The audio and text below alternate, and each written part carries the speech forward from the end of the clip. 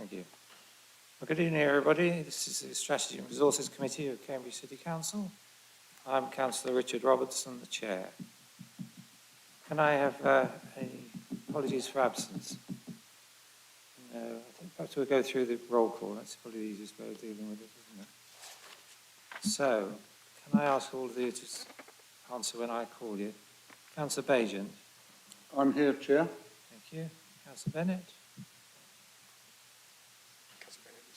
No, she's not here yet. Okay. Councillor Bick. Present. Councillor Gawthorpe-Wood. Here. Councillor Holloway. Present. Councillor Shield is not here yet. And Councillor Young. Present. Thank you. Oh, you were left out, didn't you? Councillor Griffin. Yes, I'm here. We'll get you on the list one of these days. We also got three exec councillors. Councillor Smith, Simon Smith. Present. Alice Goodland. Present. Councillor Davey, Mike Davey. Present. Thank you. Right. We're also joined by two of the South Cambs executives. So I've minded to bring forward that item on 4-day week. So we'll deal with that early on, but let's get to the rest of it dealt with out of the way. Declarations of interest. Anybody with declarations? Councillor Bajent. Member of Cam Cycle, Chair. Thank you. Councillor Goodland, yes. Just that I'm a member of the bid board. Yes. It's always very odd because you're representing the council on the board, of course. Anyway, thank you. That's true. Right. So I think, as I say, public questions. Do we have any? No, right. I think as we've got the people here in person from South Cambs, perhaps we should deal with them first. So I'll go to item 8, update on the 4-day week trial. And are you going to introduce it, or is Bodie going to? Oh, Jane, sorry. Do go ahead. Thank you, Chair. There's a very short introductory paper for this item, hopefully in the pack that you were circulated, you were sent the links also to the information that's available on the South Cambridge District Council website.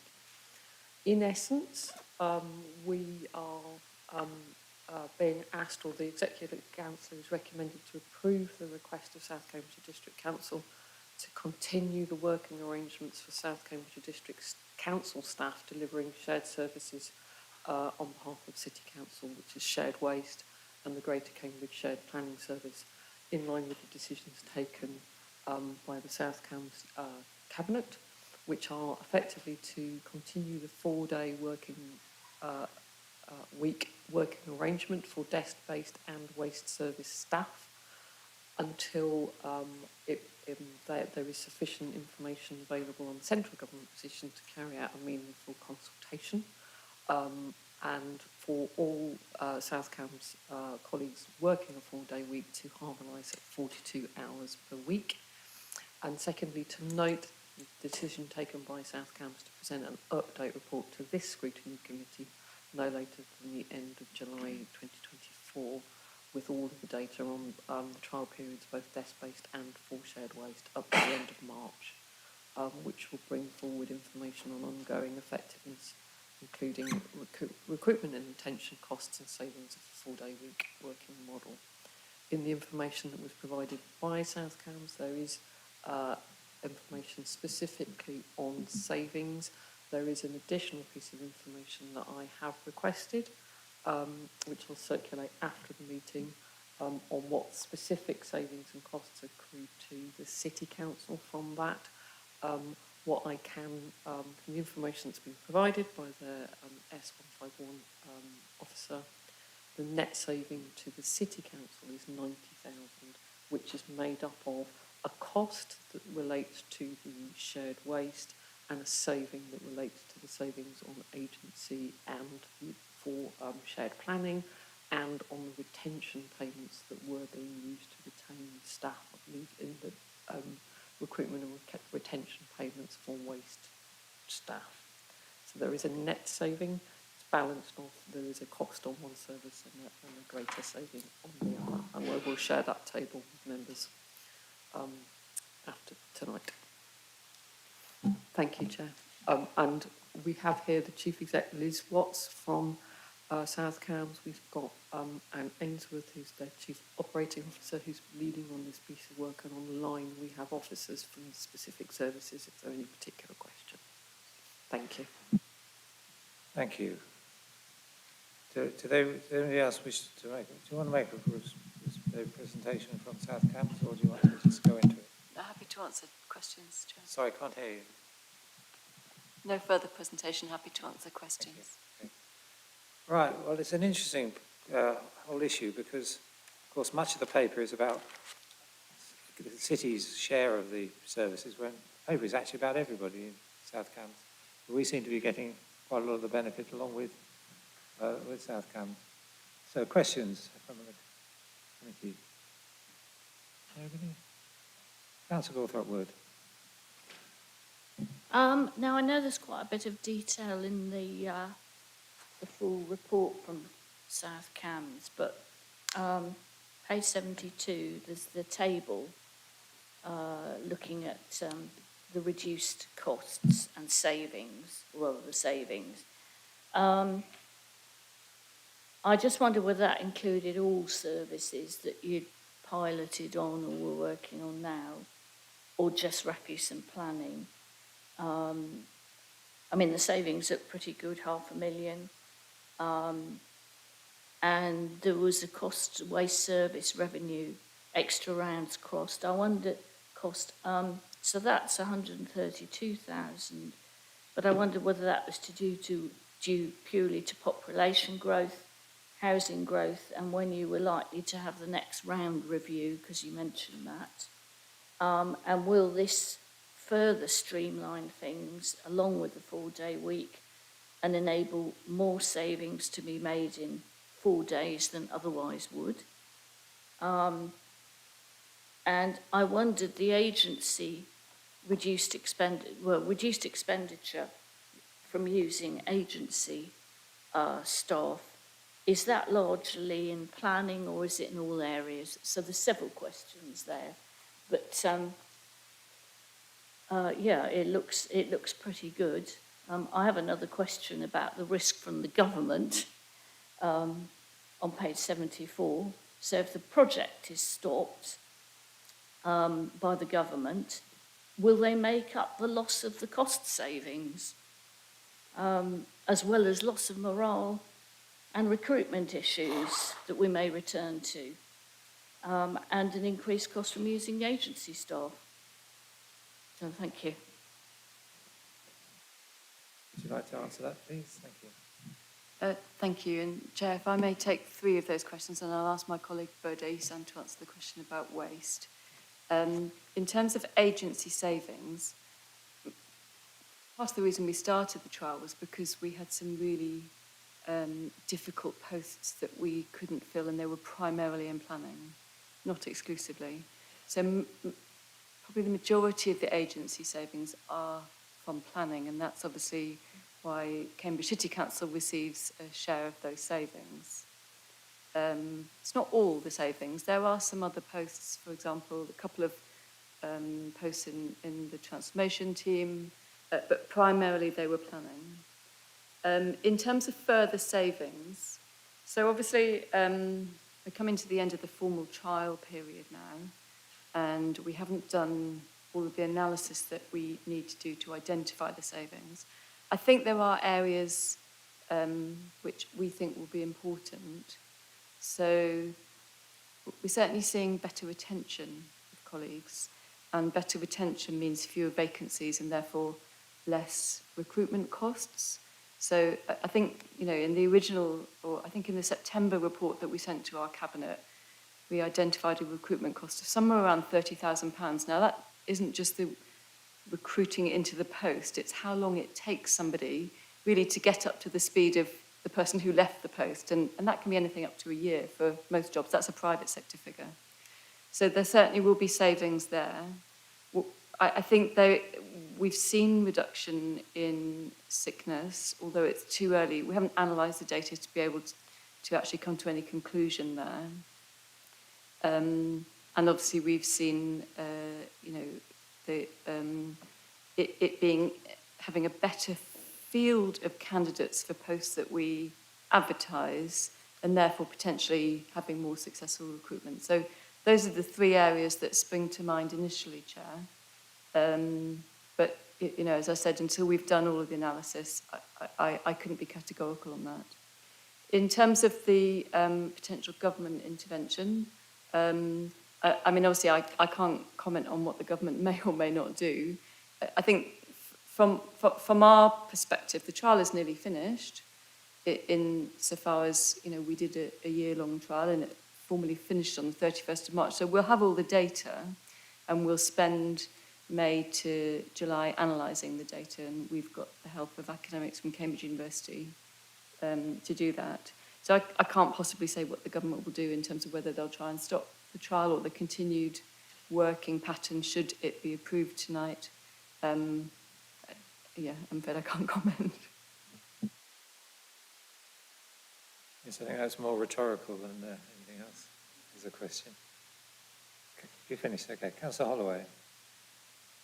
Well, I was just going to... Sorry. Go ahead. Apologies, Chair. I was going to say, you do wonder whether the government will issue a best, or whether you can issue a best value notice on the government. You know, in return to, you know, if they increase your, you know, the risk of going back to the way things were before, maybe that would be the next step. I don't think it's terribly likely, but it does make you wonder. Thank you. Councillor Holloway and then Councillor Vick. Thank you. Thank you very much for all your work on this. I think it's brilliant that South Cambs and Cambridge City Council working with South Cambs are leading on this for local authorities. So one of the things I wondered, I mean, it looks like it's generally been very successful so far from the data that's being presented. I wondered if there's a possibility that some of the benefits could wear off over time. So the recruitment and retention, for example, is that partly because of the novelty element and perhaps because other local authorities are not doing this and perhaps because at the moment it's something quite exciting and innovative. Also in terms of seemingly people working more productively in the time that they are at work, would that maybe wear off? Would it be possible that actually once people got used to a 4-day week, they kind of settled into a pattern where they weren't working as hard as they were when they initially got that?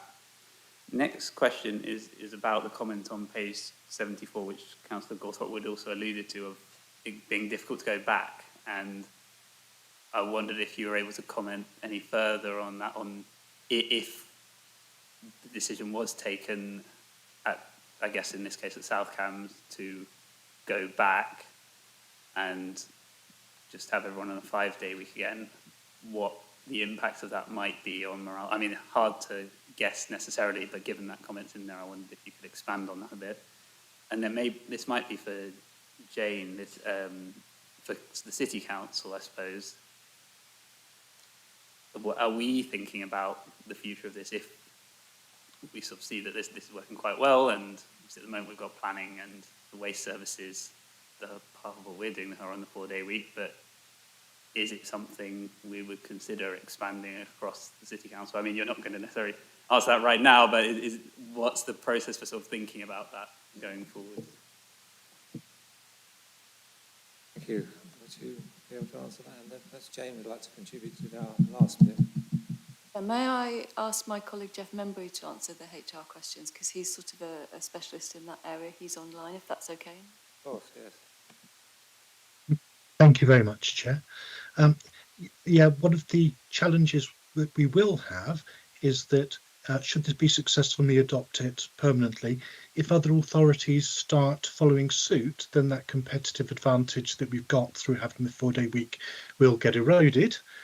So there is that danger that over time we're going to have to find some other new and innovative way of making sure that we retain the staff that we need. I think it is true that whenever you have something new and exciting, there's that initial period of energy and enthusiasm. But I think one of the reasons that we moved to a year-long trial was because actually, if you look at other studies, after a few months, you start seeing some of the newness come off of these initiatives. So at the end of the year, we'll be in a sensible position to evaluate what the more stable situation is going to be for colleagues. So the data that we're going to have available in the next couple of months should be data that's taken account of the fact that that there was that initial enthusiasm, but that should have stabilised by now. I believe one of our the members at our, in our employment staffing committee referred to it as the Hawthorne effect, and that's certainly a well-known effect when people are being observed. So we think the fact that it's a year-long trial means that we've got some stable data, and it's not just the enthusiasm for something new. Yeah, there will no doubt be some challenges if for whatever reason the 4-day week isn't successful or isn't taken up. I think there will certainly be some challenges and some potential impacts on morale because people have adapted to the new way of working. Not only have they been taking time off to do things such as spend more time with family, care for relatives, etc., but one of the unexpected benefits has been the way the week is structured now means that people tend to have Tuesdays, Wednesdays, and Thursdays as quite intensive days with lots of meetings, but either the Monday or the Friday when they're working and about half the council isn't, those are days when people can focus on individual work. There tends to be less meetings there, and people can be incredibly productive in those days when they're left free to work on on their own. So there will certainly be some challenges. I mean, if this wasn't taken forward, we would have to start looking at whether there are alternative ways of being more flexible in the way that we let our people work. Because one of the other things that we've seen is that by allowing people to be flexible, that's really enhanced some of their creativity and people have been more productive. So hopefully that's given you some answer to your questions on is it just that it was something new and exciting, and what happened if it isn't taken forward? Yes, thank you.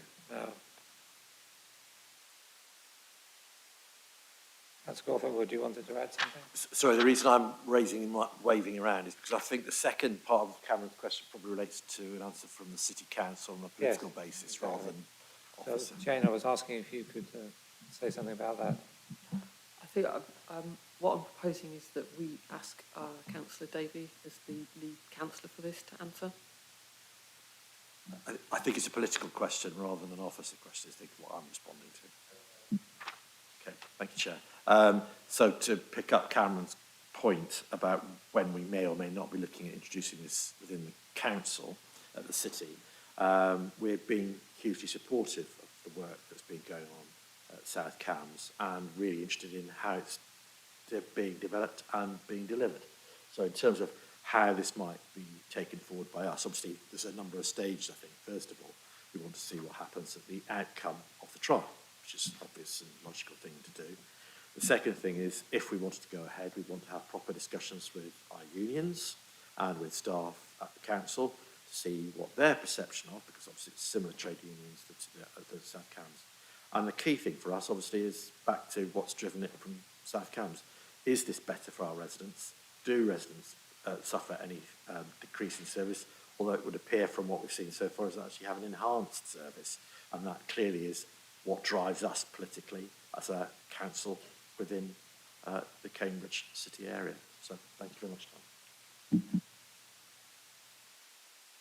Councillor Dick, you are next. Thanks, Chair. I'd like to welcome this report. I think it's working as I would have hoped it would for an exercise which is affecting two significant shared services which we share responsibility for. So I think it's appropriate the way this is working, with reports coming to us and hopefully comments made by us taken into account. I think it would be appropriate to say that from what I hear, the way that this has been politicised is very regrettable, and that if there is a point in having local government, it is to enable experimentation to take place on a local level, as I think this has been positioned as an experiment, and it just seems, from what I hear, that the government, for entirely populist reasons, is really engaged in a sort of campaign of adjustment. I think it's right that that we and South Cambridgeshire take a sort of stable and steady approach to this and carry on responding to evidence rather than the politics of it. I had two questions. One, I think it said somewhere in the report that that employees can let their management know if they're having problems with the way this is working for them. I think we have to see there is the potential for that. It's not all game. And I just want to seek some reassurance that there is an authentic way in which that can happen, because I'm aware that with a elective experiment like this, also being bombarded with the politics from outside, that there can be pressures on staff not to admit problems where they exist. And I just think we need to be really sure that that isn't the case, and that people have the freedom to speak for themselves and say if there is a problem. And I would hate it that we discover after the event that problems have gone underground because people didn't want to rock the boat unnecessarily for their colleagues. And the second question that I had is, we're obviously looking here at an extension of the temporary arrangement, temporary status of this. And I'm just wondering whether we could have shared with us what the view is about how long we can keep something going as a temporary measure in legal terms, so far as people's employment contracts are concerned. And my recollection, employment contracts can be composed of practice and precedent as well as what's written on contracts. And so I just have a concern that we aren't using the word temporary and kidding ourselves that it's temporary when in fact it's become permanent. Help on those two questions would be grateful, thanks. Thank you. Can you respond, please? Thanks, Chair. May I pass over to Jeff again for this one, please? Both of these, please. Thank you again, Chair. Yes, we have had a small number of people either choose not to take part in the 4-day week trial or drop out, about 5. So people have felt comfortable enough to drop out. We have anonymised what we call red team sessions, where project team members meet with colleagues across the organisation and field queries from them, so that if there's any issues, they can raise it with that project team member and it will be escalated on an anonymous basis. We've had drop-in sessions with HR members of staff, and again, any issues raised can be escalated on an anonymous basis. And we also have regular meetings with the unions. We've included the unions in our project team meetings. So if people have got concerns and that they don't want to approach an officer of South Cambs Council for, they can go to the union and they can raise it through them. We have had a number of issues raised which we've had to address around things like study time, for example, for apprentices, and ensuring that people have got time to attend training. So people do raise issues and we address them on an ongoing basis. On the second issue, we haven't changed terms and conditions for the for the pilot. What we're actually doing is looking at potentially having something like a productivity agreement, so that terms and conditions remain the same as when people contracted to the organisation, but they signed that productivity agreement in order to take part in the trial, which what that does is effectively renew that on an ongoing basis. I understand what you're talking about in terms of custom and practice, and you're exactly right that the longer it goes on, that the more there's a potential challenge that this becomes the established way of working. Normally, we start looking at that potentially being an issue in just in sort of 2 years to 2.5 years. So we've not reached that stage yet, but you're absolutely right. It's something that we need to keep under review. But if we do move to having something like a productivity agreement, what that effectively does is build in that regular review and break to prevent it becoming just customer practice. Hopefully that's helpful. Thank you, yes. Councillor Gawthorne-Wood. It was just to ask about the waste service costs and extra rounds and when the next round review. I think that was missed in my initial set of questions. So it's for Bodie, I think. Thank you. Yes, are you able Thank to? you, Chair. Yes, could you, yes, thank you. Yes, and I can respond to that through you, Chair. The review that we did last year was to cater for both growth and also 4-day week working arrangements. So the outcome of that was that, in effect, we needed 2 vehicles to cater for the growth that has already happened in the service area and growth that's going to happen for the next few years, and also an additional 2 vehicles for 4-day week. So the cost that we've shown here relate to the cost for the 2 vehicles for 4-day week. So the new rounds that we have in place now should be robust enough to serve us for the next 3 to 4 years. We shouldn't need to do any new modeling for about the next 3 years. If we experience a lot more growth, similar to what we've done in the last sort of 5 years, we may need to do the remodeling earlier. But for now, our expectation is that the new rounds we have now will cater for growth and should last us for about at least the next 3 years. Thank you. I must comment that actually of the 2 services, the public get much more notice, take more notice of getting their bins collected. And the change to 4-day week has been spectacularly successful, I think. Because apart from Easter and Christmas, it's a 4-day week service. And it works very well, so congratulations on that.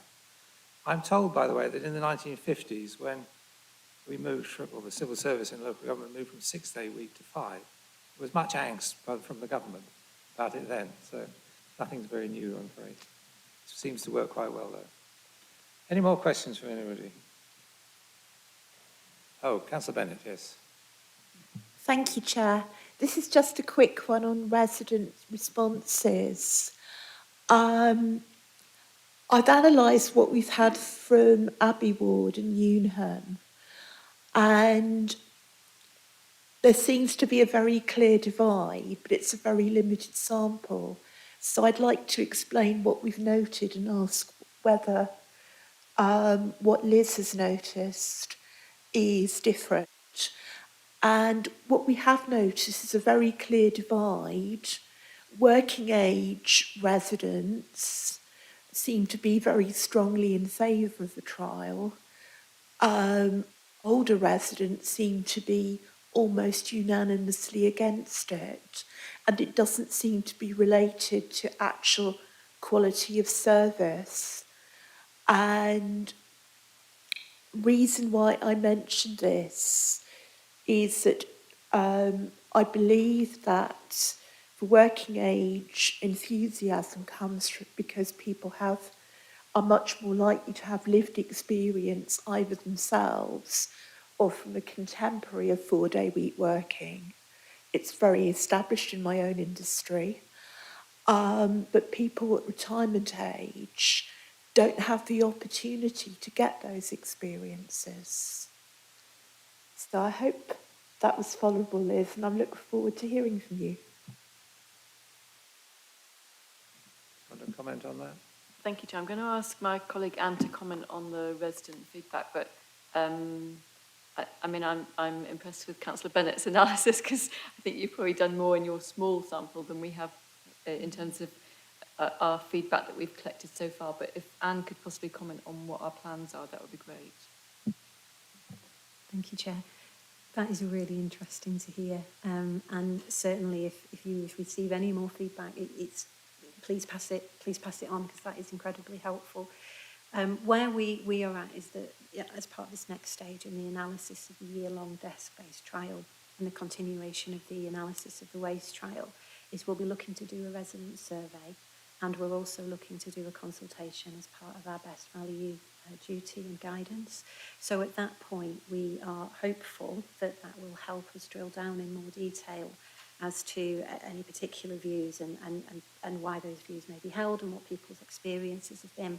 So the two aspects of that will talk about what's been the experience of the services that we've been providing over the last 12 months and people's interaction with those services, experience of them, but equally we'll also be doing a consultation that talks about the 4-day week in more detail. So I'm hopeful at that point that we'll be able to share any information that we have and then be able to provide a very full overview to members when we come back in the period that we've promised to, which is around the June-July period of the committee cycles.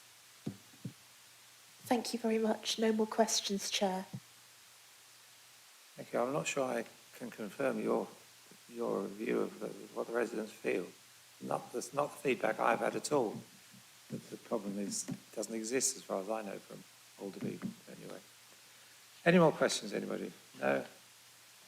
Right, take you to the recommendations on page 59 and 60, basically to approve the request for the arrangements carried on. Can I see all those in favour of those recommendations?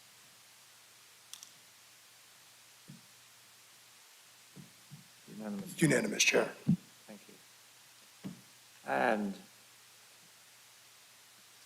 which councillor? Councillor Davey, would you accept those recommendations? I'd be delighted to, Chair. Thank you. Thank you. Move back to the order of the agenda. Thank you very much for coming along, by the way. It's very good of you to come in person. Right, so the next item is the Combined Authority update. And we have Anna Smith online, I think. Yes, there we are. Thank you, that's Councillor Robertson. Can you hear me? We can hear you. Would you like to go ahead with your presentation? Or questions? So broadly, I will just direct committee to the papers in front of you, which, as usual, include the decision statements from recent Combined Authority board meetings. Although, given the timing of these meetings, unfortunately, there's always another board after the papers have been published for people to have a look at. The papers, obviously, from January 2024 include the budget meeting. What you will see in that is a quite considerable set of budgetary commitments which are relevant to Cambridge, some of which are specific Cambridge related projects, such as funding towards the civic quarter work and towards the cultural quarter work. But Cambridge also benefits significantly, as do all parts of the Combined Authority, from some of the pledges, for example, on buses, with a £1 fare cap for under 25s, with work to start improving bus stop infrastructure, looking at both kind of ease of use and also safety, lighting, that kind of thing. But also the 29 precept routes that are currently being investigated, which include several routes in the Cambridge and Greater Cambridge area. I will leave it there because I'm sure there will be many questions, and I'm happy to take questions, Chair, as you deem appropriate. Thank you. Questions from the committee? No? Councillor Bennett. Hello, hello, Anna. My question is about buses, and I'm sorry I couldn't get this to you in advance because I've been on holiday myself. This is about the announcement by Stagecoach that as of 14th April they're cutting services again. Was this made with knowledge of the bus precept results, or is there any possibility of any rollback? Thank you, Councillor Bennett. Clearly, I can't speak on behalf of what motivates Stagecoach and what they're doing. There have been some extremely disappointing, I mean, to say the least, incredibly disappointing changes announced as part of this latest round. It feels as if we are in a consistent cycle of having simply to put sticking plasters over cuts, which is not the position we want to be in, and from my point of view, absolutely underlines the reason why we need bus reform. Thank you. Right, any further questions? No? Right. Oh, sorry, Councillor Holloway. Thank you. First of all, just a brief comment. I was very glad to see the extension of the number 18 service, which will make a big difference to residents in Newnham who are going either out to Compton Village College or to Parkside. But I actually wanted to just look at 3.1 on page 14 of our packs, where it's talking about attracting investment from property developers. And I mean, I can see why that's an interesting and useful thing to be doing, but I also wondered what conditions we're putting on that kind of investment, or whether there's any more detailed comments you can give on what sort of things we are actually trying to get property developers or investors to do in the area. Councillor Holloway, you have to bear with me for a minute because I've got my pack open in separate sections. So I'm just looking, I've just opened the full pack. So you're looking at page 14, 3.1, is that correct? Yes, that's right. It's 3.1 Okay. under Public Affairs, UKREIIF. UK Reef. Yes, so this is UK Reef is an investment, if you like, an investment conference.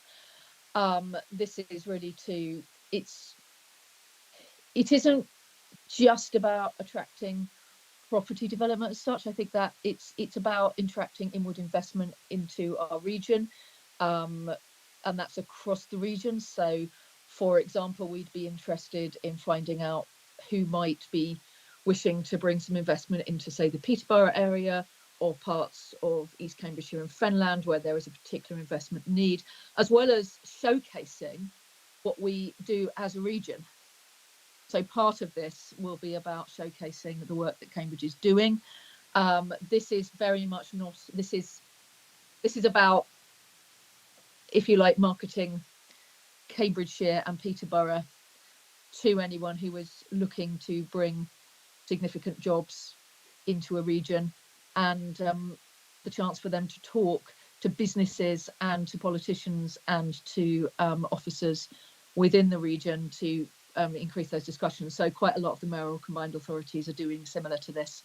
So I'm happy, actually, if people would like me to bring further details on UK Reef to the next meeting, I'd be more than happy to do so. Councillor Holloway. Thank you very much for that answer. Actually, I'd like to ask another separate question, which is on affordable housing. So there's a mention of a few affordable homes built by funded by the Combined Authority. I just wondered what the plan is going forward in terms of numbers of homes that the Combined Authority might be able to deliver, and whether there's any funding likely to come forward from the government, or whether this is going to be just small numbers of homes occasionally, or whether there is a more significant large-scale plan for affordable homes across Cambridgeshire and Peterborough. Councillor Holloway, I missed I think what was the nub of your question there? It blipped for a second, but are you referring particularly to Northminster 4.2? Well, that was what sparked my interest, yes, but then I was wondering whether there is a wider plan for affordable housing across Cambridgeshire and Peterborough. Okay. So currently not. What happened when the Combined Authority was established was that some money was given directly to the Combined Authority under then Mayor Palmer to deliver affordable homes directly, and some money was given to Cambridge City, successfully negotiated by former councillors Price and Herbert, to deliver council homes directly in Cambridge City. over 500 homes were delivered in Cambridge City with that money. Quite a lot of the money that was given to Mayor Palmer had to be given back to the government. Not all of it was. My understanding is that the Northminster money is part of that. I did a visit, actually. It's not at the level that we would refer to as council housing, so it's 80% rent. It's designed as an intermediate rental piece, but it's a very, very well situated set of intermediate rental flats, really high spec, in a very convenient part of town. So it's a really good opportunity for people who couldn't afford 100% rental there to be getting something at a lower rent, but it's what we would in the city call intermediate rent because it's all at 80%. So at the moment, there is not a housing programme in the combined authority. In fact, that housing programme is coming towards the end now of its scope, and I have no sense that it's being resurrected at this stage. Okay. Any further questions? Councillor Gawthorpe-Wood. I've got some minor questions, and they're on the place and connectivity section in the report, so that's page 16. And it was really about the, under infrastructure delivery framework update. I see that there is, I wonder, and on the second part on local nature recovery strategy, and where a web-based interactive map is being developed. And I wondered, with that, and both 5.1 and 5.2, whether there was any duplication or sharing with other authorities within the region and other organisations. In other words, can you develop once and use many times? Or is this in conjunction? Councillor Wood, I suspect that you were a greater expert on some of this than I am. Kind of to an extent, the level of what I can answer is probably what's on the paper in front of you, particularly on 5.2. My understanding is that everything we do is designed to be as open access as possible and to not replicate. We've got a lot of authorities within the region. The last thing we want to do is be reinventing the wheel. I will try and find out more for you on that one and get back to you. Okay, that's what will happen then, okay.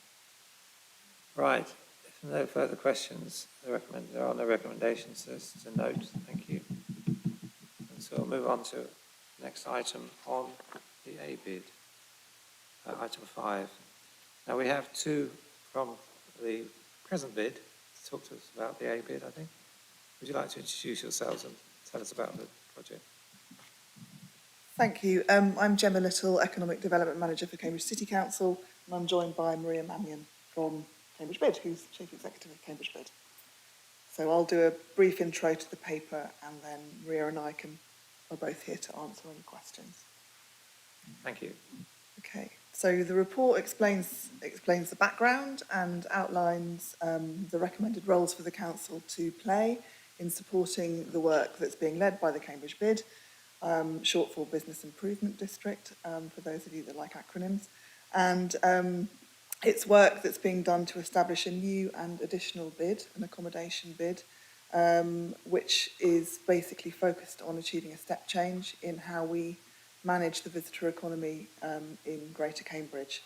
The main purpose is obviously to derive more value from our visitor economy, both in terms for local businesses, for residents, and for visitors themselves. The A bid would be funded by a small £2 to £3 visitor levy, charged on a per night, per bed basis to visitors who stay in approximately 35 hotels across the Greater Cambridge area, and it would be collected quarterly and in arrears against an agreed occupancy rate. So there would not be a direct financial charge to hotel businesses, which is unlike the current bid arrangement, which is basically a charge that we collect alongside business rates. So the focus is very much focusing on enabling local businesses, enabling local businesses to thrive, while also encouraging income to be derived from visitors using our services. It's a common model in Europe and one we want to introduce here. The paper shows that it has the potential to generate between 1.6 and 2.6 million pounds per year, which, if you take that across a 5-year business plan, could bring investment of between 10 and 12 million into the city, and provide a really stable and sustainable funding model, one that we've never had before in the city, and with a city where you have an economy, a visitor economy that's very significant, with very high visitor numbers, back to pre-pandemic levels. It's never been more important, really, to start really addressing this. The other thing to point out in the report is that in order for the ABID to be established, there needs to be a ballot of the hotels within that catchment area. So it's not something the council can decide.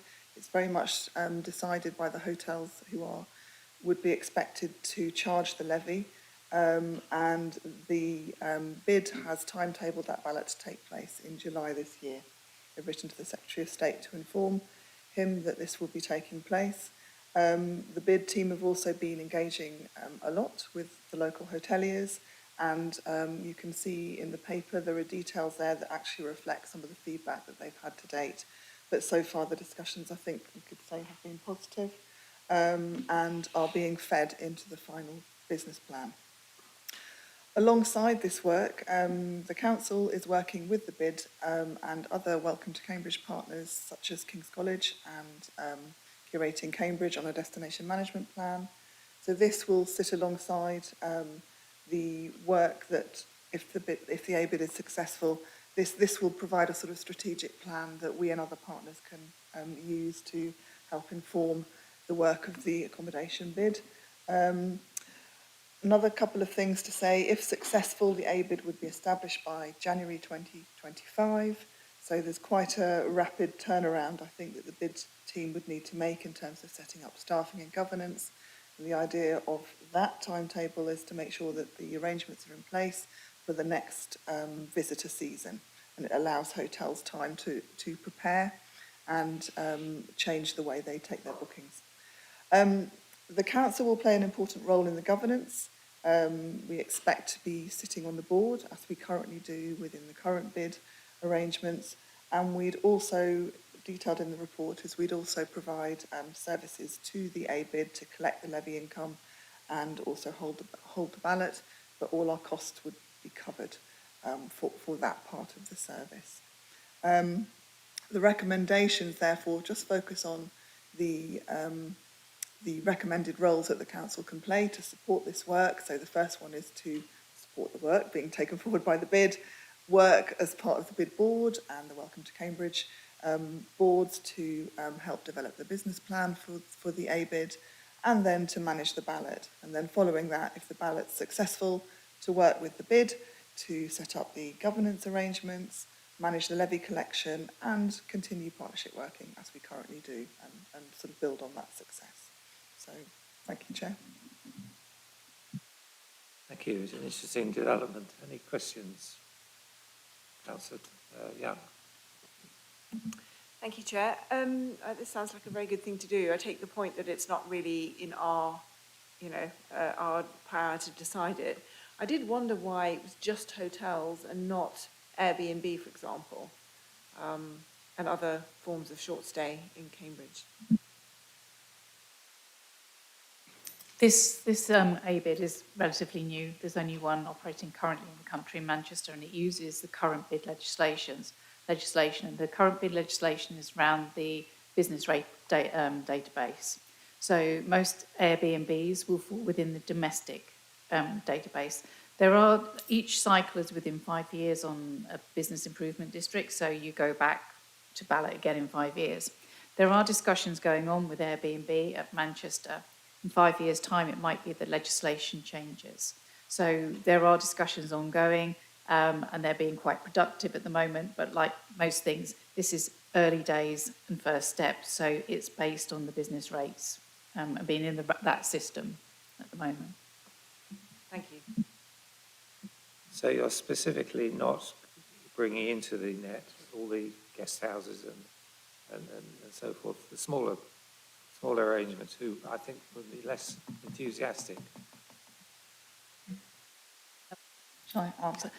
Because it's relatively new, we're keeping it quite as simple as possible based on the Manchester model. So the smaller businesses won't be involved at this stage. It's going to be hotels with 10 or more bedrooms, where the primary operation is to be a hotel bedletting. So things like pubs with rooms will be excluded from that because obviously their primary business may be a pub or a restaurant with just additional rooms. So it's mainly, and also we're keeping the terms and conditions the same as the existing bid, which is a rateable value of 34,500 and more. So we're trying to keep it consistent as well. So we have 35 hotels across the Cambridge and Greater Cambridgeshire area that will be involved within the ballot process. Good, I think that's a good, keeping it, matching the bid is a very good idea. Gives them reassurance for the future, I think. Other questions? Councillor Holloway. Thank you very much for this. I think it's a great initiative and would be really positive for the city. I am interested to see on page 37, 3.4, there's the mention of the county-wide visitor management structure. I found that interesting because I think what's being talked about here in terms of spreading people out and over a number of days, if they come to see King's College or whatever else they're likely to think of when they think of Cambridge, and then not only going to other attractions in Cambridge, but also maybe in the wider county, then I think that would be a really good thing for the whole area. So I'm really interested in how that might be able to be developed. I've also got some thoughts on things that we could potentially fund. I'm sure you've had a lot of people wanting their thing funded through this already, so I'll just add to those. One of them is about coaches that come in to the city at the moment. So it's sort of related in terms of tourism, and this is about the day trippers. So at the moment on Queen's Road, for example, I think it's about 70 coaches a day or something coming to Queen's Road and then also spilling out around there too. Is there a way that we could get those to stop at park and rides and then fund shuttle buses that were bringing people in to particular points in the city with this money, potentially? And I think actually that would be a huge benefit to people in the city. Whilst you're still supporting the sort of longer term tourism that is actually bringing more revenue to the city and the surrounding area, hopefully. I also wondered about supporting some of our homelessness work, perhaps. I think whilst that would obviously be a morally important thing to do, I also think that perhaps for the hotels it'd be advantageous too, in that probably they don't want people sleeping rough on the doorsteps of their hotels, and if they were able to contribute some money to providing support for prevention of homelessness, I think that would be great for everyone. And more broadly, I suppose, for us as a council, maybe we're thinking, well, we've got big cuts to potentially make in the coming years, so where can we sort of see some of this funding going towards areas that we would otherwise be funding or potentially otherwise having to cut, I suppose, and that's maybe for us to think about as well. But given that this is going to be a nice additional bit of money for the city, then hopefully that can help us with some of that, some of those savings we would otherwise have had to make, I suppose. Thank you. I'll start with the county-wide structure question. I think this is very much a direction of travel for us. We're looking at the kind of larger geography, and I think having the ABID and a destination management in place will give us a platform to be able to have those conversations about a wider county-wide structure. So that's certainly something on our kind of work plan. But at the moment, we don't meet the criteria for an LVEP. You need a destination management plan to even have a conversation about that. And we don't have a destination management plan for the whole of Cambridgeshire and Peterborough either yet. we're in discussions at the moment with colleagues across other councils and with the CPCA about whether that could be something that we do next as part of the phase 2 work of the destination management plan. But I think establishing the ABID would put us in a very strong position to be able to kind of to have conversations with Visit England about that, the establishment of the LVET for the wider area. Is there anything you'd like to add to that, Maria, on that question? No, I think Okay. Brilliant. I'm going to hand over to Maria in a sec on coach parking, just to say it has been raised several times, and I think, I mean, by many people, and I think all of us that live in the city and have worked here for many years know that it's an ongoing problem. It's also something that I think will be covered in the destination management plan work, and it will require working with wider stakeholders on the issue. But I'm going to hand over to Maria to talk specifically about some of the plans that she might have as part of the business plan. We've obviously been having quite extensive discussions with the businesses involved in the development of the business plan. The businesses will vote on the 5-year business plan that we produce, and obviously that business plan has to reflect the requirements of the businesses, the city, and consumers as well. What has been picked up is very much about day trippers. The business plan will not be about growing day tripper numbers, it will be about longer stays, more dwell time, higher spend, so quality of stay. It will be about telling the broader story of the greater Cambridge area, so that we try to take people away from some of the honeypot locations and actually try and spread the benefit and also spread the visitor and show value for money within the destination. We are aware of the coaches. Part of the plans as well, and some of the things that we're discussing at the moment, is almost like an ambassador meet and greet service, where we also monitor what's happening in the city, and when people arrive we can either direct them to another location or say you'll get a better quality of visit if you start your visit here rather than here. So some of it is about management. We're not going to reduce some of those numbers because we have to work, some of them are schools, etc., that come in, and some of it is about the beauty of the city as well. So it still has to be a welcoming city, but it has to be a city that is right for both visitors and for residents and the people who work in the city as well. So what we want to do is that we want to tell that broader story. We hope by telling the broader story, there'll be greater benefit, and actually some of the visitors who may come and some of the larger operators may then say, well, actually, we'll do this, this and this rather than just go here. So that's not going to happen overnight. I'm not going to beat any bushes about that. So it will take time, but we are aware of some of the key issues in the city. We're also, some of the things that the businesses have raised about is about local knowledge, and it's about staff being informed as well, and about staff being those ambassadors, being the ambassadors for the city as well. And so we're looking at training, we're looking at familiarisation, we're looking at information points at certain, in hotels, etc., so that there is that direction and that ability to do that. We're looking at a city pass as well. These are just a few ideas that are emerging.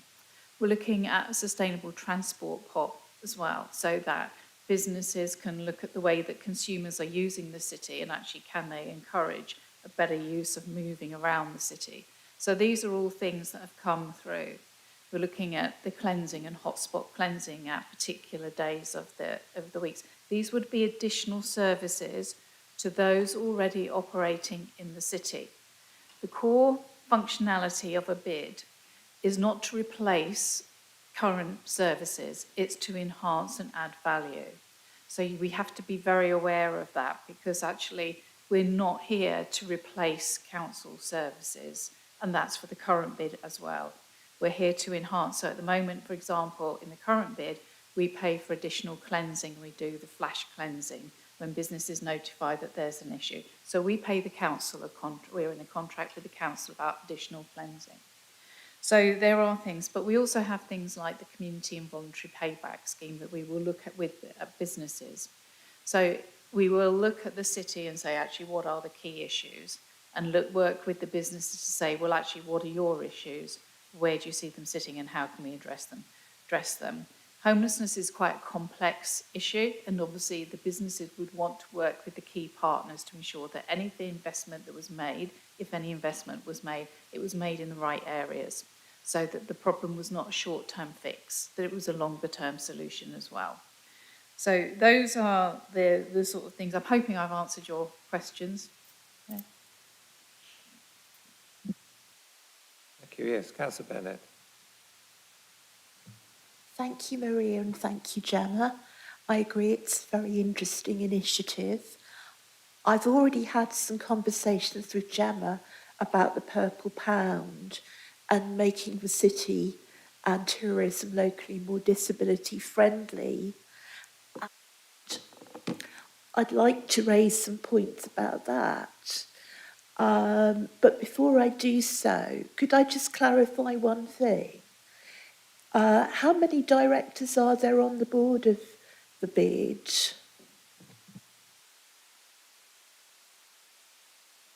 I think there's 12. We're currently in discussion with another one, so it's about 12 at the moment.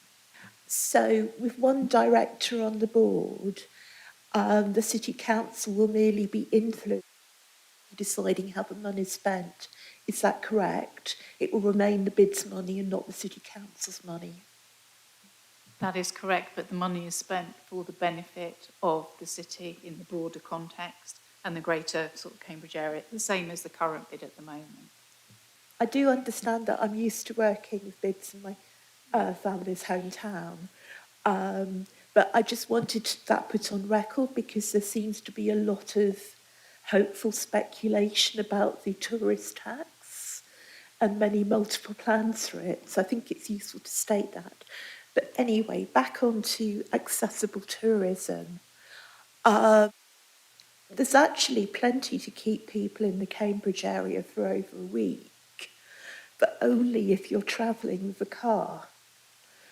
There are some excellent attractions outside Cambridge which cannot be reached by public transport or can only be reached by public transport if you're able-bodied and can walk. Would this be something that the ABID would like to address?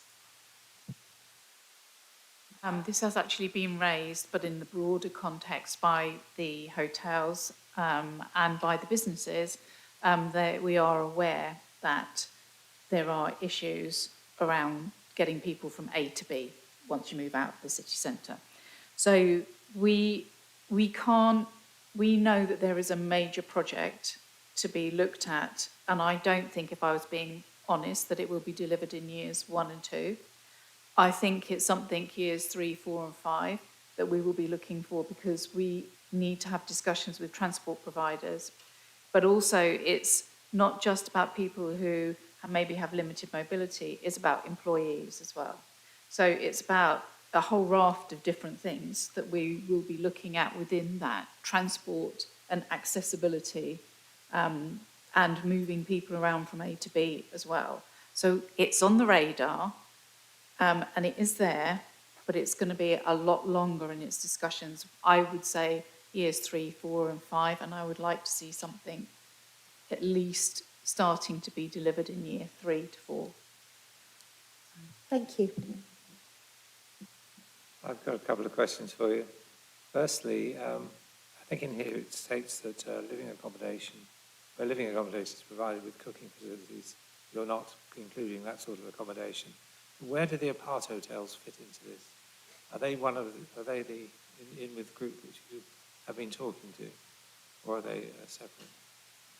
We have been discussing this with the apart hotels, with the ones obviously who have got a rateable value and have got so many rooms, because the levy is based on rooms rather than people. So it depends the number of rooms, if they've got more than 10 rooms within that part hotel. So we have had discussions with one, and they are on that list. Okay, that's fine. The other thing is, in your discussions with the hotels, you presumably be interested to know how they would collect the data. Because, I mean, are their computer systems their booking systems, are they easily capable of producing the data? And how much can you rely on them? Because unlike the bid, where you've got a known source of income that's based on rateable value, you've got a figure that could be anything. So how are you going to know that you've got reliable figures being given to you?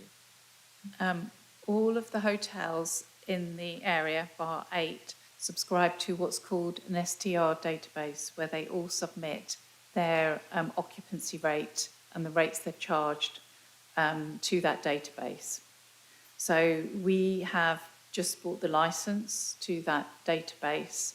So we will have an average occupancy from the 35 hotels and of the 8 that aren't on there, but we will have an average. It's just 8 that are currently not operating on that system. So there is a very comprehensive database out there which particularly the larger hotels all subscribe to. Brilliant. Well done. Thank you very much.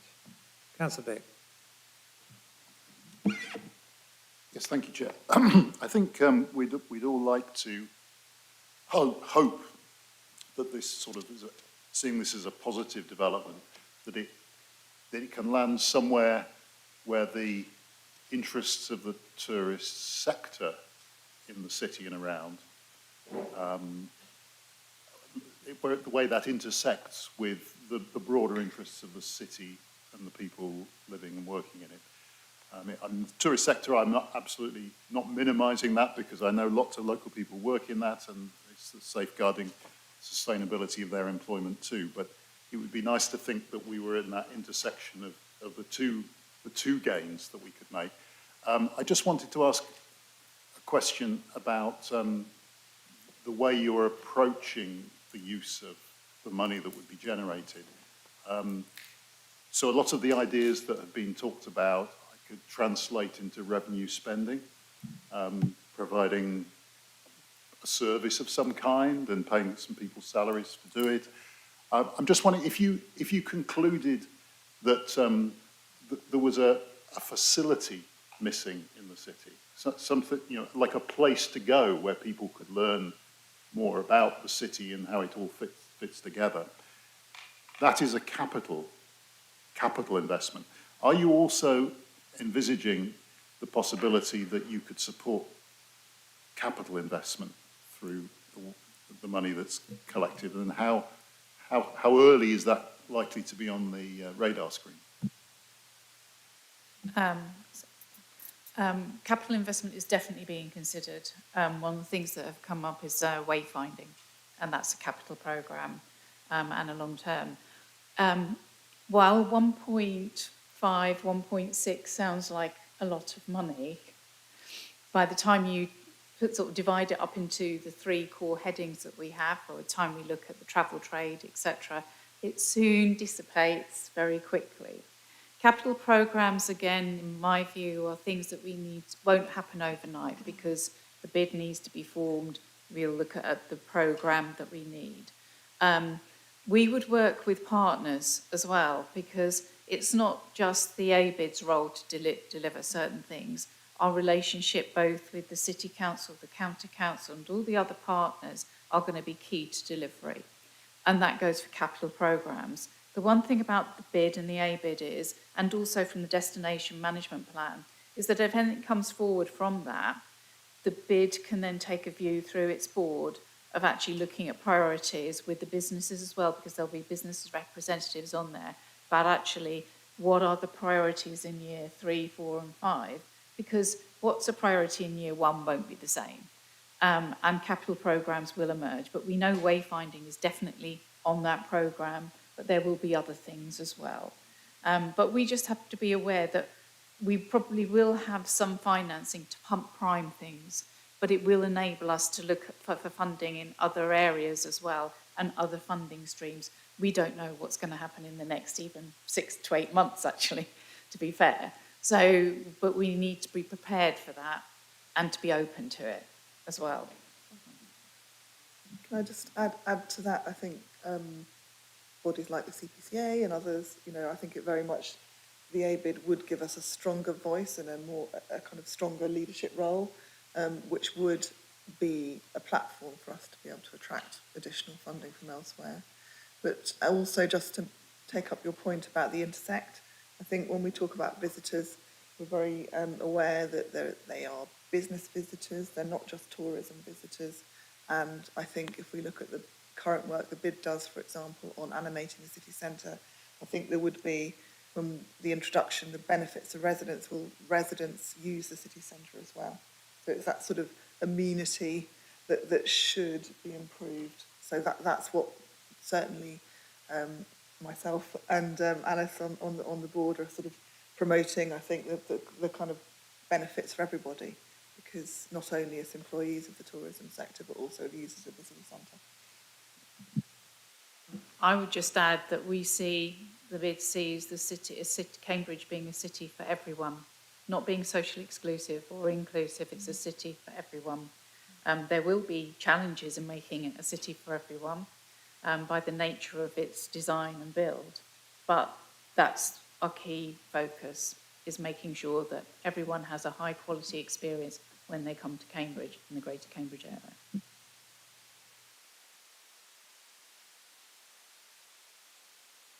Further questions? No, in that case, well, thank you very much. I'll take you to the recommendations on page 36. Can I see all those in favour of those? Please show. That's unanimous, Chair. That's unanimous, thank you very much. And Councillor Davey. Oh, Councillor Gilderdale, sorry.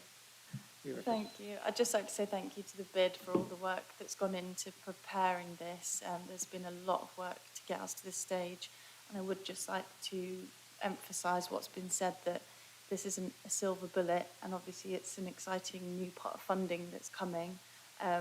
And we have already been working very closely with the bid on the work that they do, and talking about the new business plan and how we will influence and work with the new ABID if it does get voted through. And I'm really excited for that partnership to continue. So thank you very much. Good, okay. Well, I'll take us on to the next item, which is the item 6 on general fund environments and provisional carry forwards. Caroline, would you like to introduce this, please? Thank you, Chair. So I'll be brief. This report asks the Executive Councillor to agree in principle to carry forward £220,000 of budget from the current year into next year. This is budget that is likely to be underspent, and carrying it forward will allow work to continue. So this is the work that would have been funded from those budgets. Additionally, the report identifies 3 budget changes for approval. These are required to support additional posts and associated improvements to the delivery of learning and development, procurement, and strategic digital leadership. And I'm happy to take any questions. All right, questions, please? No. Councillor Bennett. I had a question about Forsyths Way and the 70,447 variants, of which 65,000 is to be carried forward. I understand that although the location is quite a good one, that the unit in question has been occupied by an auto repair workshop which has gone into liquidation and left it in a bit of a rather unsavoury condition. I just wondered how long that had been vacant and whether there is a realistic prospect of reletting, and if not, whether the tenant incentive needs to be increased. Are you able to respond to that?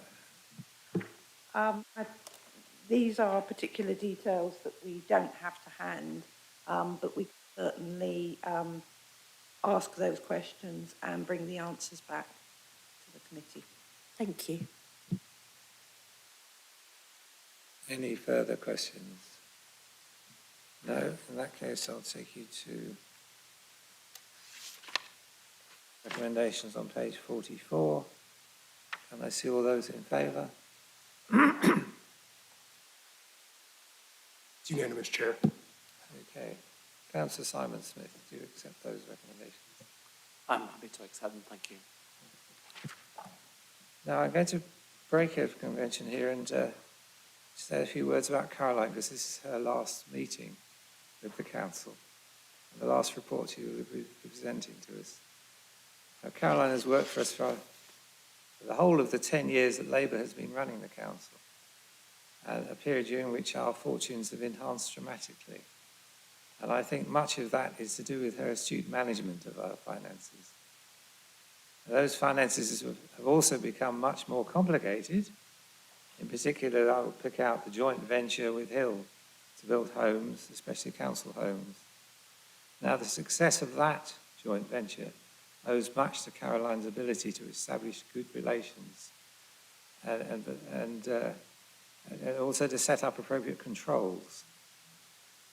Hidden behind the public persona of new homes regularly being handed over is an enormous amount of work arranging the funding of the development and construction process and making sure it's well under control.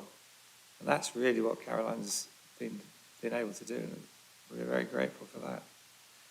Now, I think Caroline came to us having previously worked for the County Council, Cambridgeshire, and then Norwich, or was it Norfolk, one of the two.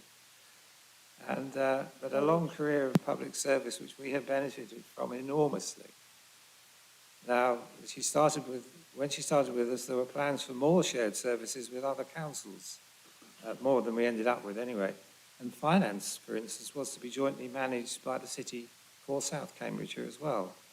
And Caroline, in fact, spent some time helping manage their finances. But in the end, they decided the shared services would not go ahead. Their loss, in my view. But however, I'm sure in the long run, it was in our interest to have her working entirely for the city.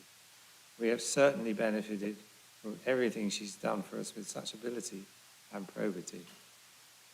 I will leave others to cover other areas of Caroline's work for us, but I thank her particularly for the years 2016 to 2020 when I was finance exec, and she was of so much assistance. Thank you very much, and I wish you a well-earned retirement. Thank you. Councillor Davey. I think I'm going to just say a few words next, Chair, and then I think Simon and I suspect Councillor Bick might want to say something too, but just really say a huge thank you to Caroline. I'm going to talk more about the human side, I suppose, is that I'd just like to say thank you for your flexibility, for your care, for your thoughtfulness. It would be fair to say, and your adaptability. As I'm sure you'll know, Richard has got more hold on the detail than I ever will and ever will have. So you've had to balance the requirements as an officer for very different approaches to members. And that's been done beautifully. And I'm really grateful for what you've done. There is a reason, a key reason, why I believe this authority is in a financially good place compared to others, is because of your prudence and your care with the budgets that we serve. The people of this city, I'm hugely grateful, both in terms of working with you, but now as the leader of this council. Thank you so much, Caroline.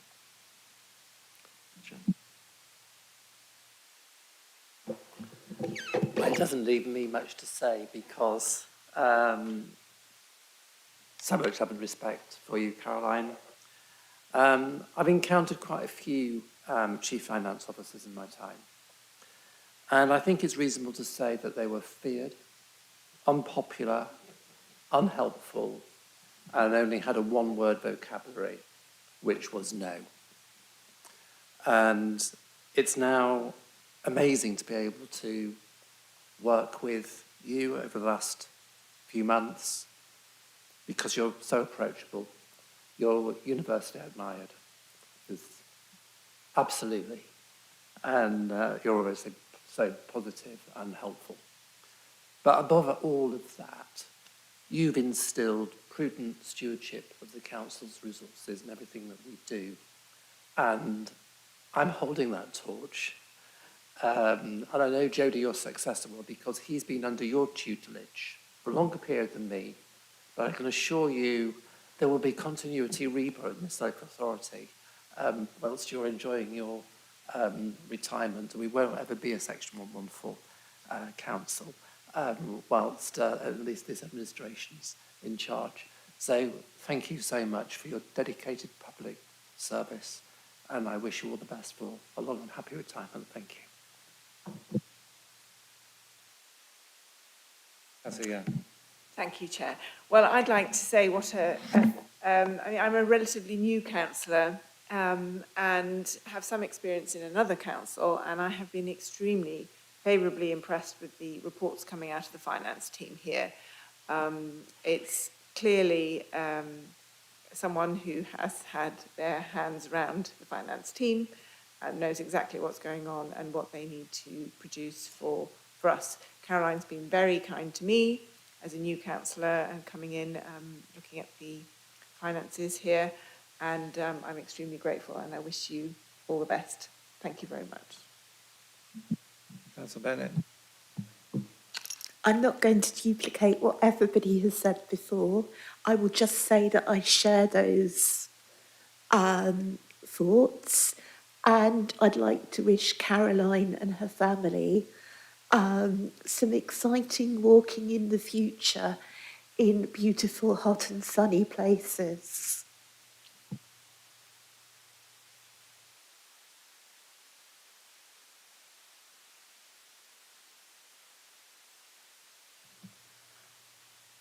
Well, I'd like to respond to those. Not an easy thing for me to do. Thank you very much for all your kind words. I have had a lot of support and encouragement from councillors during my time here. I realise now, looking back, how much I've learnt in those 10 plus years, not only on my finance subject, but also about the city. I feel really privileged to have been able to contribute to the amazing work that this council does in the city.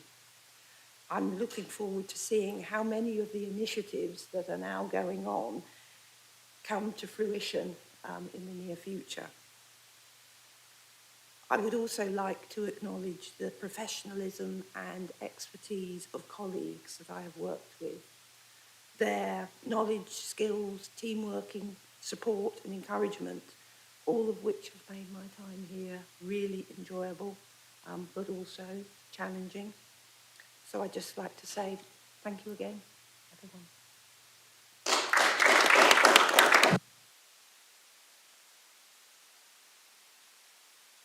Thank you. Right, now we move on to Kevin's item on the council tax premiums. Have we got Kevin online? Would you like to? Yes, Chair. Thank you, Chair, and good evening. My name is Kevin Jay. I'm a local taxation manager and responsible for billing and collecting council tax. I'm pleased to bring this report to you, which details changes that would see additional council tax premiums being applied to certain properties designated as either long-term empty property or second homes. The power has been enabled through legislation brought into the Levelling Up and Regeneration Act, which received royal assent last October. The powers that we've been given fall into two areas.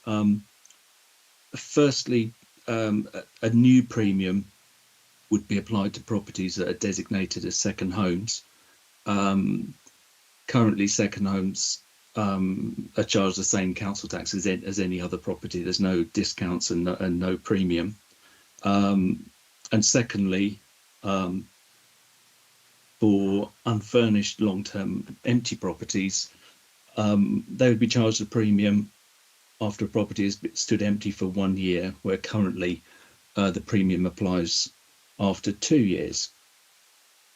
So broadly, the policy aims to help reduce the housing supply pressures created by creating a disincentive to keep empty properties standing empty, or properties standing empty, and help increase the supply of property for permanent occupation.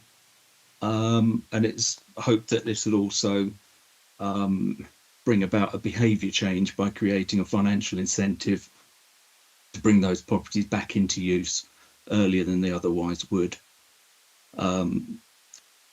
So that's broadly an outline of the aims of the changes, and I'm happy to take any questions.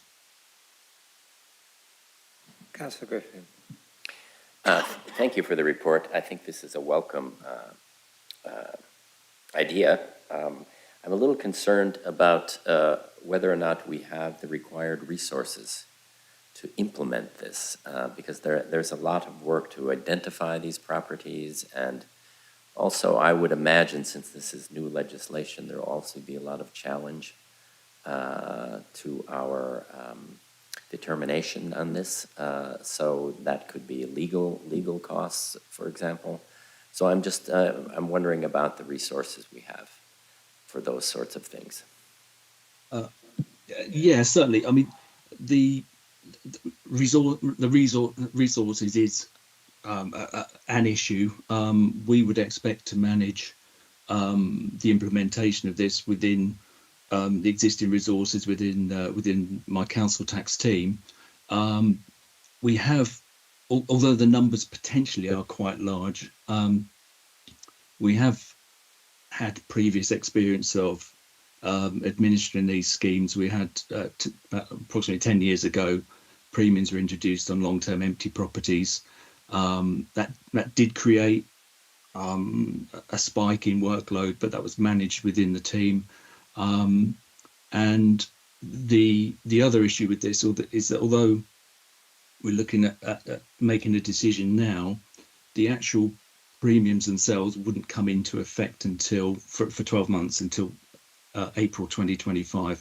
That's simply because the legislation requires a 12-month notice period before the premiums apply. So there is quite a long lead-in time which we would use within the council tax team to engage with those that are potentially affected and deal with potential challenges, and the challenges are likely to come from I think from how we've determined a property to be a second home, because second homes have been within our database. The information that we've got could be inaccurate because of information that's not been supplied by owners and occupiers of properties.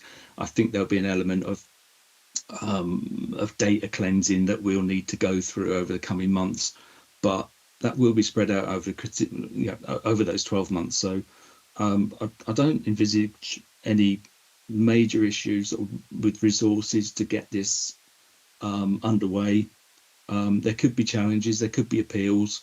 The appeal process for us determining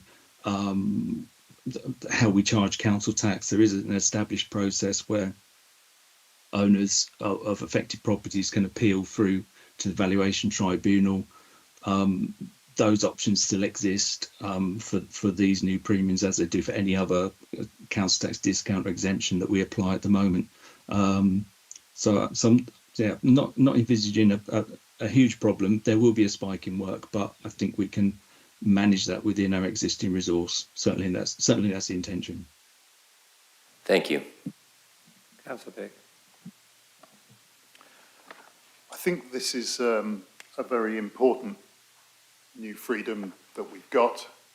I think it's especially valid in a city where we lack homes for people, and it's a seller's market, and I think that we could have done with tools like this in the past, but we get them now, and that's good. Obviously, the use we make of it should be fair as well as good, but I'm sure that this is an appropriate thing that is being recommended to us.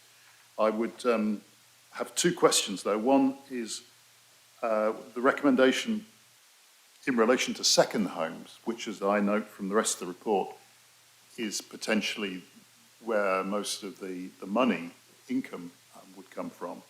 It refers to a potential premium of up to 100%, and I'm wondering why that formula was was used up to 100%, when it seems much more definitive in relation to empty homes.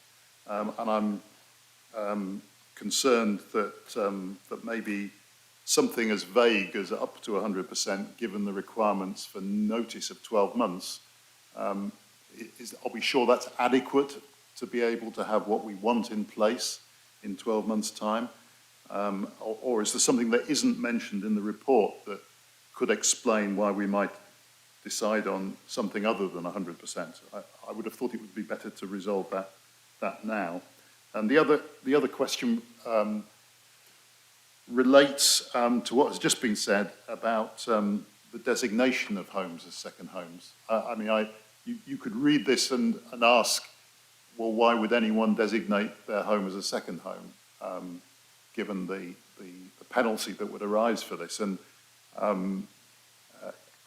I think it would be important to know that there was some method for our officers locally of validating designations that were made by owners to us, because people could otherwise have a variety of primary residences and no second homes, and obviously that would not be kind of a fair outcome. So is there some national database that we can use to verify what people are telling us? Those are the two questions.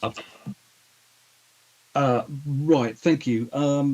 Yeah, with regard to the first point, the legislation does provide for a level of premium that is up to 100%. So it doesn't have to be 100%. The intention that I would propose is that the premium would be set at 100%, because it would align the second homes premium with the empty premium, so that both, in effect, they're both properties that are either not being occupied at all or they've been occupied intermittently. They're both being effectively treated the same. So appreciate the wording in the report was following the initial guidance that was issued last year, but and it did have and does have provisions in there where the premium can be something less than 100%, but that wouldn't be what I would be recommending at this stage. It would be confusing, I think, to have a level of premium set for second homes that was different to empty, for the long-term empty properties. The second point,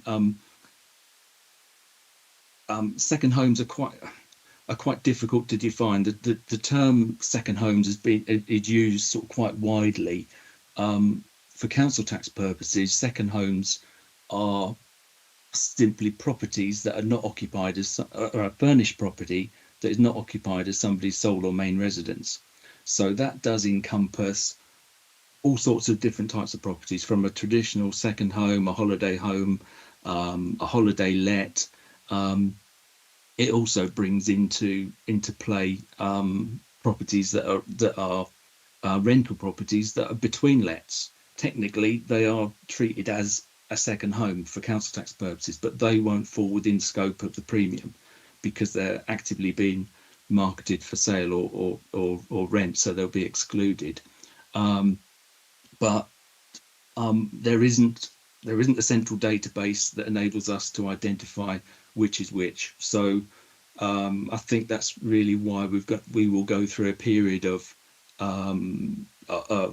data cleansing to identify the true second homes that will be liable for a premium from those that won't be liable for the premium. So there is that does create a bit of an issue.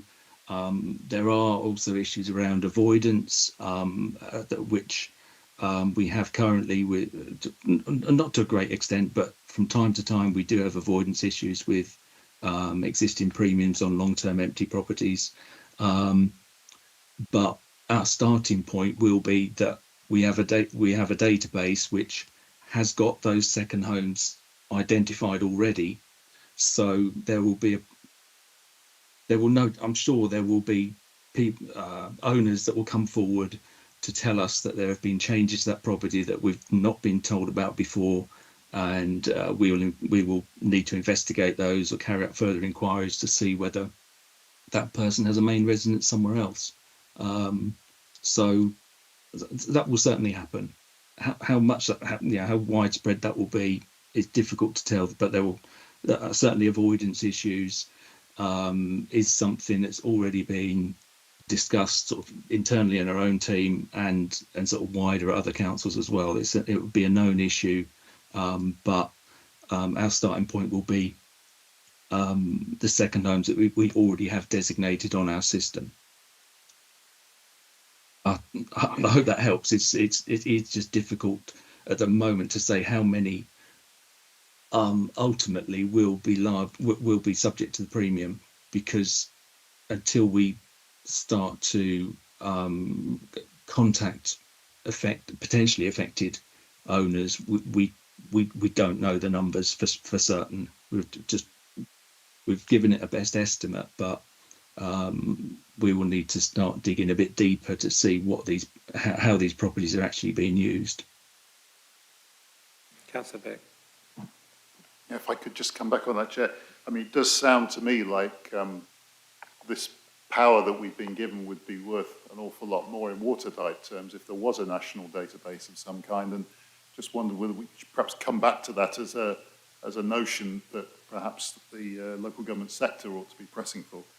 But on the first of the 2 points, I wonder, in view of what Kevin has said, is it still appropriate to say up to 100%? I mean, I'm still didn't quite understand why it was up to 100%, but it was definitive for the empty homes, and I still am a bit worried, given this legal requirement for 12 months' notice, that something as vague as up to 100% counts as the 12-month notice, and I'm sure we wouldn't want to be discovering in 12 months' time that it was inadequate to do what we wanted to do. Yes, I think we understand you. You've made a very good point, I think, Councillor Dick. And I was going to ask Councillor Smith if he's got any views on whether we should delete those 2 words from the... they basically come from the legislations, from what Kevin has told us. So could we remove those, do you think? Well, as it says in the report at section 3.3, it refers to the government's intentions to allow the councils to introduce the new council tax premium up to 100% with respect to second homes. And we are awaiting the regulations which may give further clarification for that. So I think as drafted, we can only just work with what the government has said, just as it is, but up to takes you to 100%. So, I mean, if you wanted to say up to and including 100%, we're very happy to say that. If I could just respond. The point I'm making is the notice we're being asked to give 12 months ahead about a general intention to exercise the power, or is it a requirement to say the way we will exercise the power? I think that is the question that needs to be addressed. Yes, I agree. I don't know, Kevin, have you got any further advice you can give us on this? I think, sorry that there's been a confusion. It is partly to do with the way, certainly the act has been written, which does allow for a premium to apply for anything up to 100%. The difference really between the difference in the terminology within the report really has come from we already have existing long-term empty premium which is set at 100%, hence why that's been more clearly stated that the long-term empty premium would stay as it is now, but would just be applied sooner, a year sooner. It would be cleaner if the report read a premium of 100% rather than had the words up to in it, because we are awaiting legislation. There's expectation that there'll be some legislation, but we don't know when that will be. But it's unlikely to change the terminology. So it would be cleaner to have those two words removed and make it much clearer to anybody that over the coming months, as we engage with people that are affected, they will know that the premium will be 100%. Yes, I think we're in agreement on that. We will delete those two words. Any more questions before we go on to that? Oh, there's Councillor Bajan, sorry. I hope I'm not asking the same question that's just been asked. Is this a blanket policy? When we say you have to give a year's notice, is it a blanket policy to anybody in this city who has a second home, or do we have to apply that individually to each home? And my second question, which I'm sure is, does this only apply to a second home in the city, or a second home if people have a home somewhere else in this country or even around the world? Go on, Kevin. Thank you, Chair. In relation to the first point, in effect, it is a blanket policy, which will apply to anybody that on the 1st of April next year fulfills the requirements of the legislation. So the issue at the moment is that what might be a second home now or a long-term empty property now might not be the same. They might not be the same properties in a year's time. So it applies to any property that fulfills the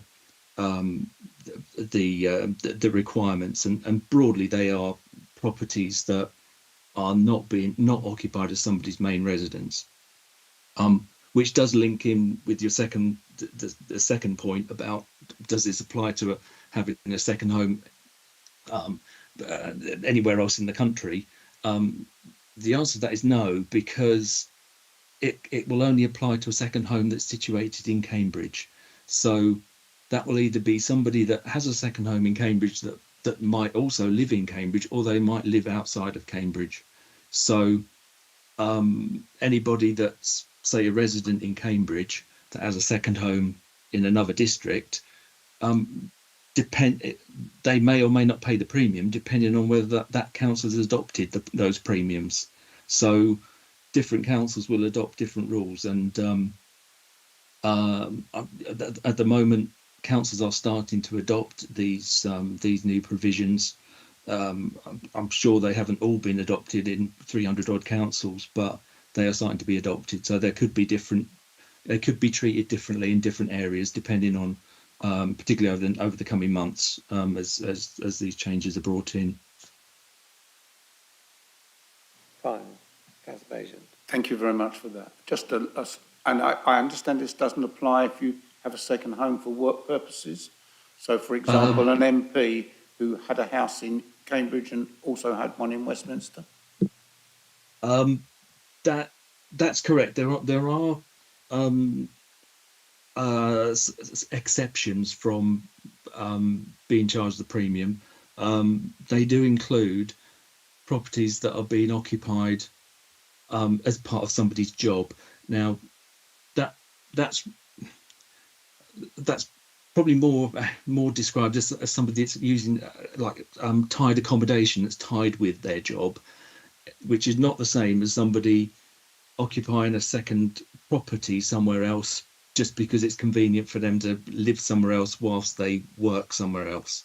That's not the situation. So that would only be accepted if they're required to occupy the property as part of their job, not if they just choose to live in an area because it saves commuting or and so on. So it's quite a limited situation where job-related dwellings would be exempt. Okay. Thank you. Councillor Bennett. Thank you, Chair. Kevin, I had a couple of questions about empty homes. As you know, there's a widespread perception that large proportions of our new build developments, particularly in Trumpington, are bought to leave and are gold bricked and are empty. And yet we're saying that shortening the period before an empty homes charge would be imposed is only going to raise 50,000. Are we really picking up all empty homes, and do we have any tools to pick up more? Thank you for the question. I think certainly it's true that there is an element of properties that have been bought as investments. And buy to leave is the sort of phrase that's sometimes used, where there's no intention of occupying the occupying the property or making the property available for occupation. The clearly bringing forward the empty homes premium by a year might influence those owners and incentivize them to bring them back into use or help stop that kind of activity. I think the issue about the monitoring of empty properties, we do record and on our database the properties that are empty.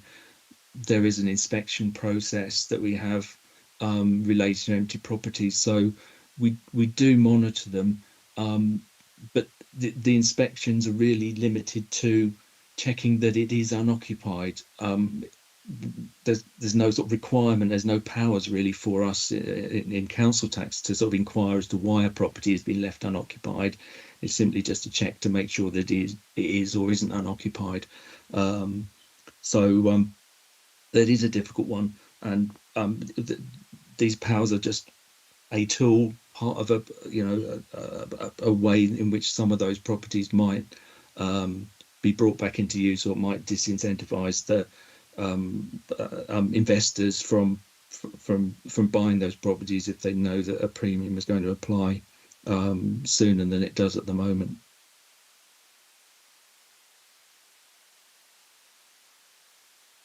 Chair, I had another question about second homes. If people will bear with me. I understand that, say, normal rental property is excluded because that is for tenants' main residence. I understand that student property is excluded because for half a year that is somebody's main residence. So are we really talking about Airbnbs and people who have a pied-à-terre in Canary Wharf or similar?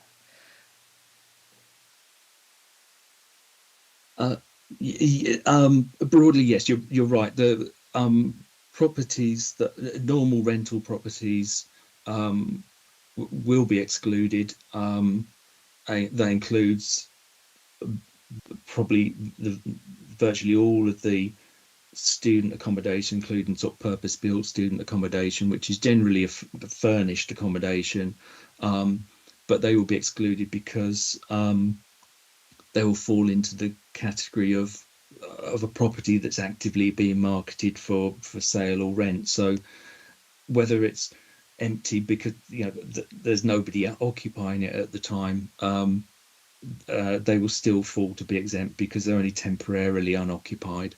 And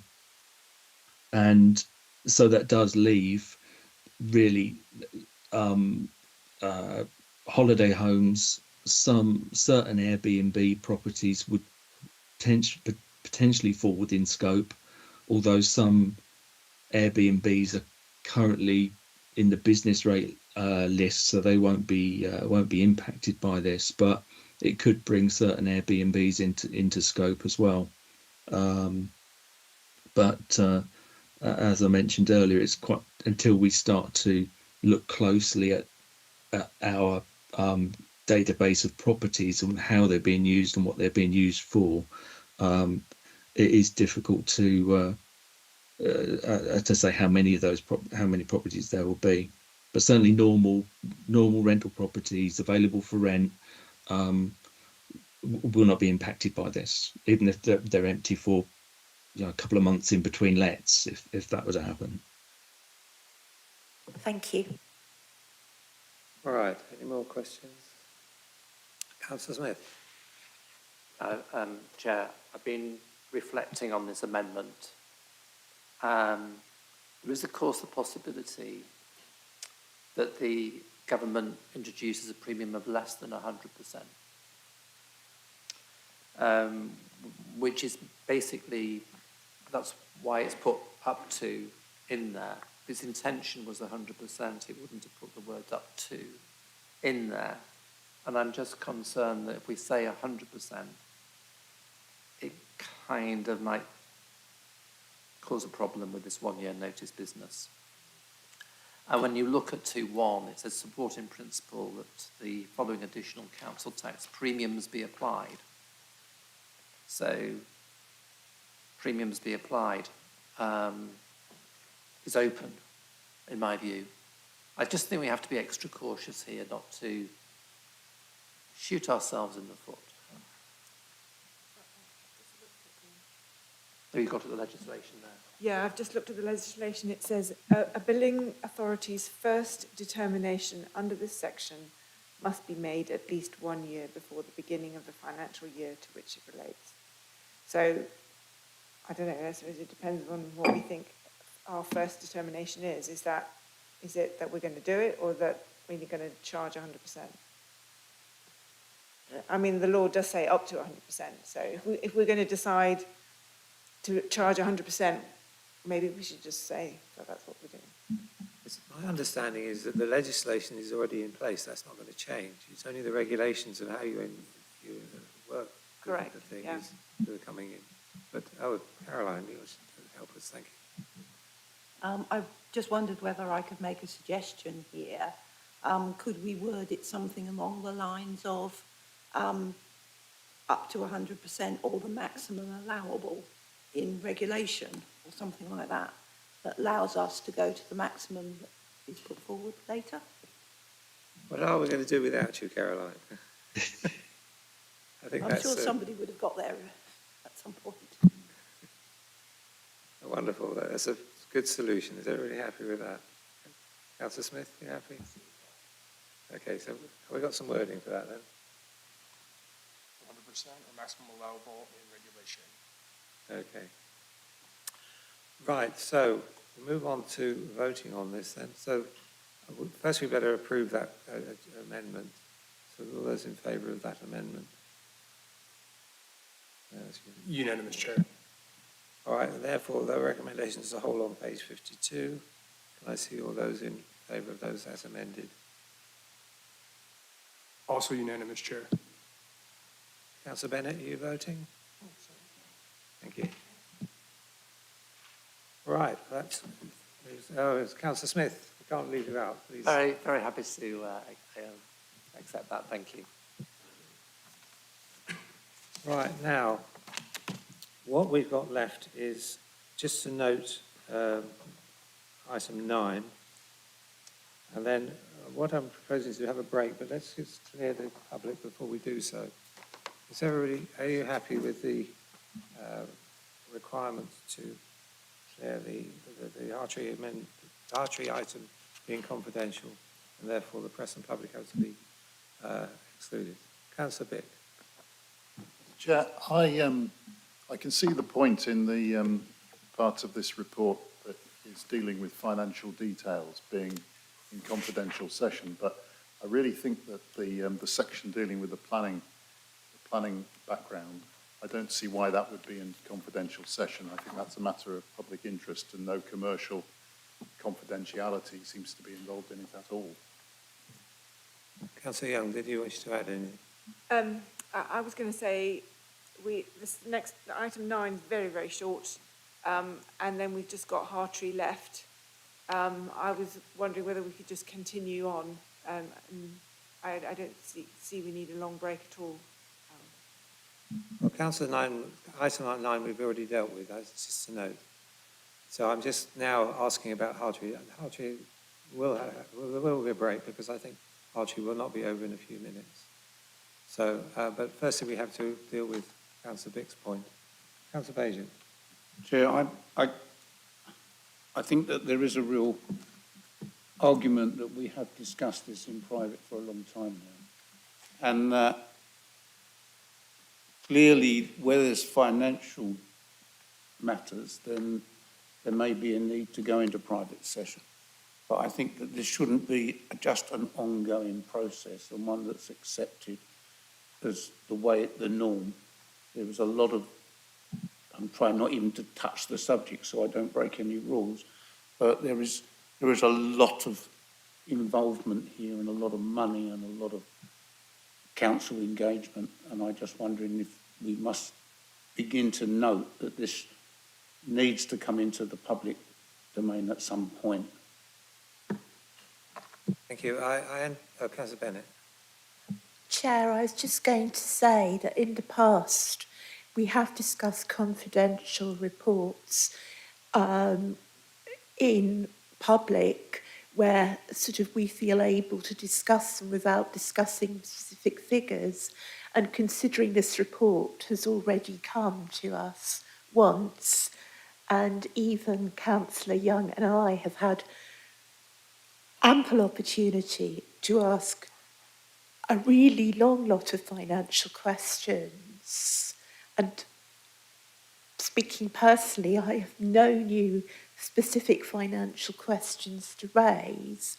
I do think it might be possible to discuss the report in public session now, because we have already had those discussions in private. I have anticipated this problem coming up, and I've got a specific statement from the officers who are recommending we do need to deal with it as entirely confidential. I will now read it out to you. The report contains commercially confidential information which is excluded in line with paragraph 3 of part 1 of Schedule 2A of the Local Government Act 1972.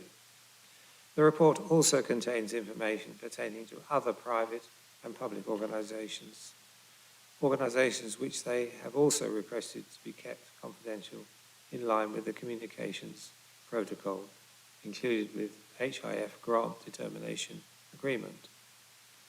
The S&R Committee confidential discussion is expected to be related to the commercial deal and its impacts on the Hartree site development more generally, with any wider questions or points raised in relation to the North East Cambridgeshire AAP or North East Cambridgeshire transport planning to be considered further by the shared planning team colleagues, statutory public partners and or the Executive Council for Planning and the Planning and Transport Committee, as appropriate.